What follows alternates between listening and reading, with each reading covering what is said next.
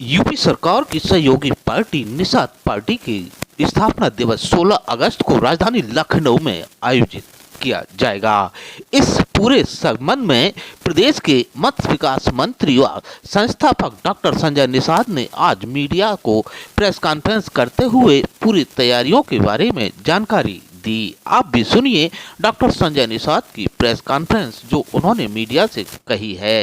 वार्ता में सभी पत्रकार बंधुओं का मैं इस वर्षाकालीन जो मीटिंग है पहली, इसमें मैं सबका हार्दिक स्वागत अभिनंदन करता हूं। आज के प्रेस वार्ता का प्रमुख उद्देश्य है कि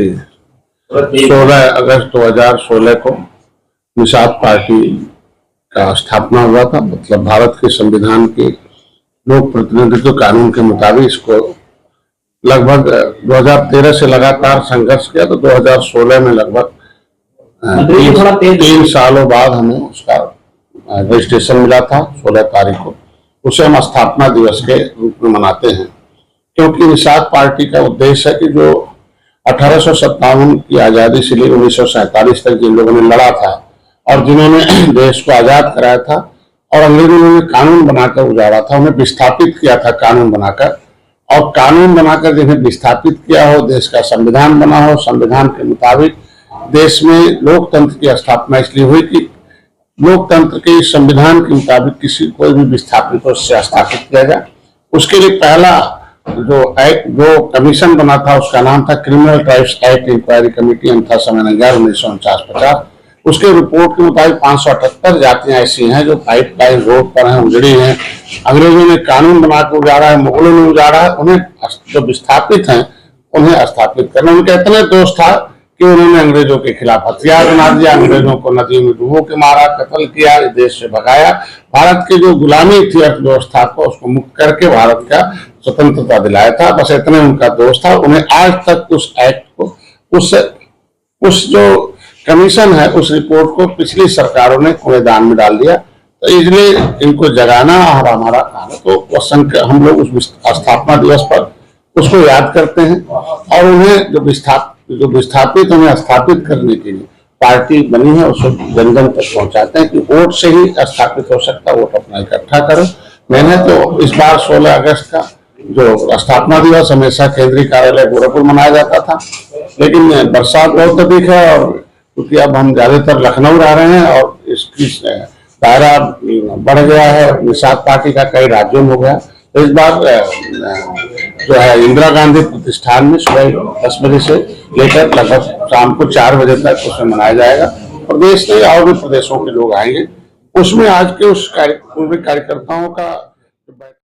हमने कितनी सफलता प्राप्त की, कहाँ विफलताएं हैं, तो लोगों को राय लिए जाएंगे कि क्या क्या गलतियां हुई हैं उसे सुधारा जाए और क्या क्या अच्छाइयां हैं उन्हें धन्यवाद दिया जाए और कैसे हम बेहतर इसको और हम अपनी पार्टी को खड़ा बड़ा कर सकते हैं। इसमें मेन उनको ये रखना था। 16 अगस्त को एक एजेंडा जारी करेंगे उपचुनाव का भी और अगले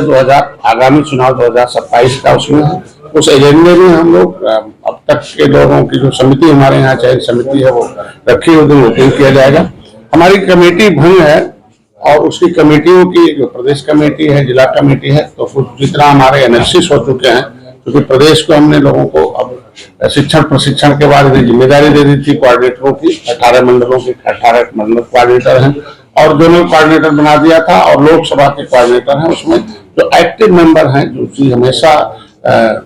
सक्रिय मेंबर बढ़ते रहते हैं और कुछ लोग उदासीन हो जाते हैं या अच्छे काम करते हैं, उनको और दायरा बढ़ाया जाता है। तो कमेटी भंगी थी, उसे फिर से पुनर्गठित करने का उस दिन ऐलान किया जाएगा। और जो हमारे कटहरी विधानसभा है और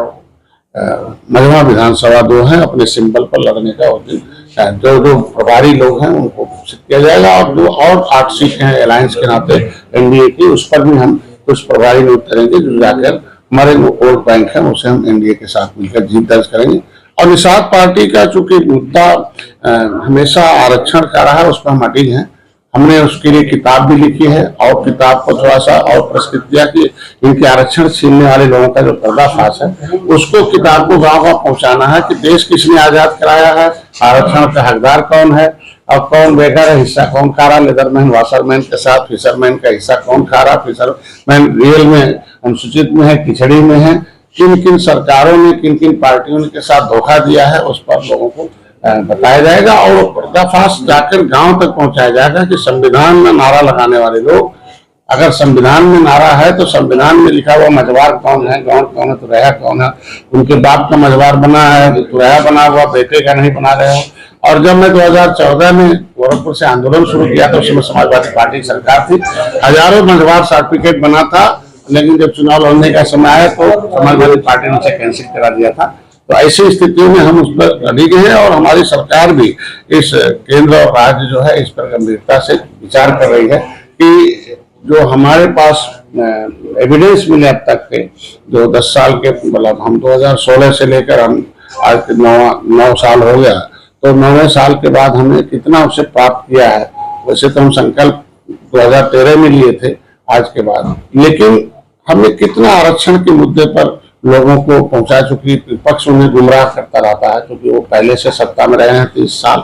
रहे हैं, सपा भी रही, बसपा भी रही, कांग्रेस 67 साल से रही। ऐसी स्थिति में उनके जो गांव में जितना ओबीसी है उसमें 42% निषादी है और टोटल वोट के लगभग 18% है। कुछ ऐसी सीटें हैं लगभग 170 सीटें ऐसी हैं, इसमें हम लगभग 15,000 से लेकर हम लगभग 80-90 हजार तक हैं, इनकी संख्या अधिक है। तो ऐसी सीटों पर वोट बैंक अधिक होने के बाद भी इनका खाली उपयोग किया गया। अब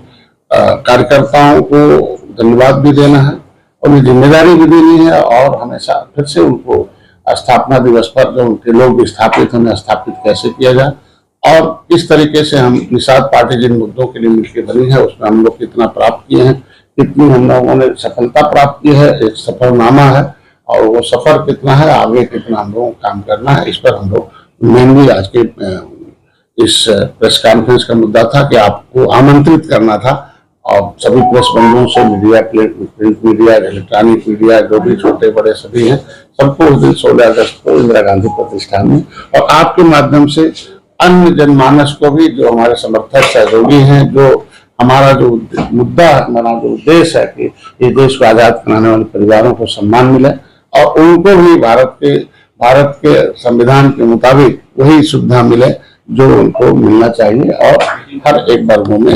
एक समानता पैदा हो और जिससे कि जिसने आजाद कराया हो उसे फिर से भारत के संविधान के मुताबिक उनके बच्चों को हर 74 प्रकार की व्यवस्थाएं उनको देने की व्यवस्था। तो आमंत्रित करने का मैं उनको था और आज इसीलिए आपको बुलाया गया।